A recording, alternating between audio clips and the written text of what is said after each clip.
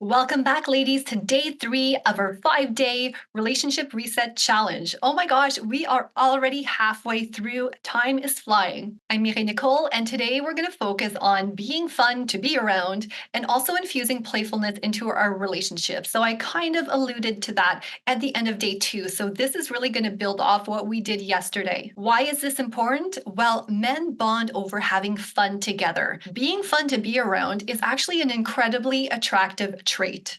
It doesn't necessarily mean that you're always full of energy or in a good mood. It can simply mean that you keep a positive perspective or see the good in a challenging situation.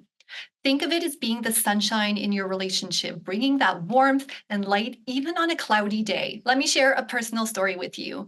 At our lowest point together in my own relationship, my husband and I stopped doing a lot of things that we enjoyed doing together. We were barely mountain biking together, which we loved doing. We wouldn't go out as much. We wouldn't camp as much as we used to do. All those things that we used to enjoy doing together, we weren't doing anymore, right? Even traveling. There was a point where I wasn't even up for traveling with my husband anymore. Like, I think back, I'm like, what was wrong with me? There was definitely a dark cloud above us. And I realize now I was really being cold most of the time. So that goes back to what we talked about when we talked about creating the vibe and greeting our partner warmly. I was definitely no fun to be around. And that was having a negative impact on our relationship, and it was preventing us from getting out of it. A great example of being fun to be around is from the author John Gray. You might have read his famous book, Men Are From Mars, Women Are From Venus.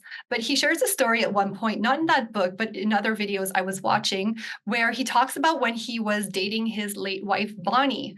And they were supposed to go out somewhere, and he was driving, and he took a wrong point somewhere on their journey there, right? And they ended up at a dead end, and he was all like stressed out because they were going to be late or they were going to miss out what he had planned. Bonnie, on the other hand, noticed that there was a beautiful sunset in the distance. And instead of being frustrated or upset or saying something to John, she just looked at the beautiful sunset and said, like, something like, wow, this is the most beautiful sunset that I've ever seen. And John shares that in that moment, he knew that she was the one for him. So this demonstrates how being fun to be around can just simply be a positive outlook or just a perspective and not necessarily elaborate plans. Because I know some of you have children, right? And it might be hard to get out and go do fancy date nights, but it's really just about being fun to be around no matter what the circumstance or the situation is. So let's look at activity number 1 for today. Do something you love. Now, to be fun to be around often requires you to fill your own cup. You need to prioritize doing things that bring you joy. So today I want to invite you to maybe call a friend or plan a girls' day out, or maybe just plan a day out or something for yourself. Do a hobby that you enjoy, whether it's painting, biking, or cooking, or simply watch something that fires you up or gives you all the romantic feels. So let me give you another cheesy analogy or metaphor like I've been doing during this challenge, but imagine your joy as a vibrant color palette. So when you engage in these activities that you love, you're adding bright, beautiful colors to your day. And this joy is going to radiate outwards, and you're just going to be more pleasant to be around no matter what's happening in your life. Activity number 2, laughter and lightheartedness. So next, let's focus on bringing humor into your interactions with your partner. Maybe there's a funny story you can share or a joke, or maybe it's just about you guys watching a comedy show together.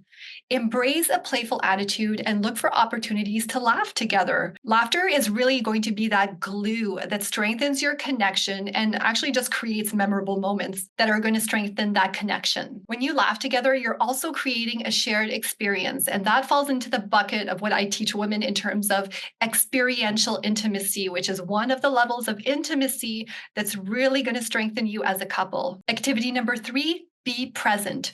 During the time you spend with your partner today, ensure you are fully present.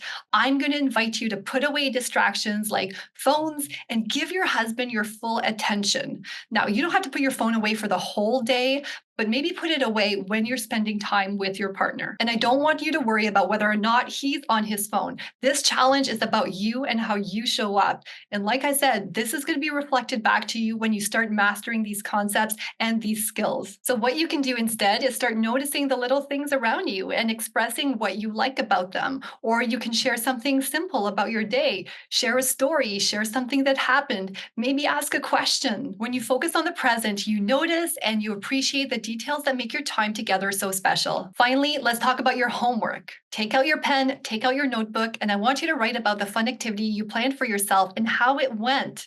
Note any moments of laughter and joy with your man throughout the day and how they impacted your connection. And share maybe something fun with your husband about your day. I remember how journaling really helped me through those tougher times in my relationship and to get us back to our honeymoon phase. Remember, bringing fun and playfulness back into your relationship doesn't have to be complicated. It's about finding joy in the everyday moments and sharing that joy with your partner. As always, I'm excited to hear about how your experiences went today, what your reflections are. So leave them in the comments below. Let's share and support each other on this journey. Thank you for joining me today, and I can't wait to see you tomorrow for day 4.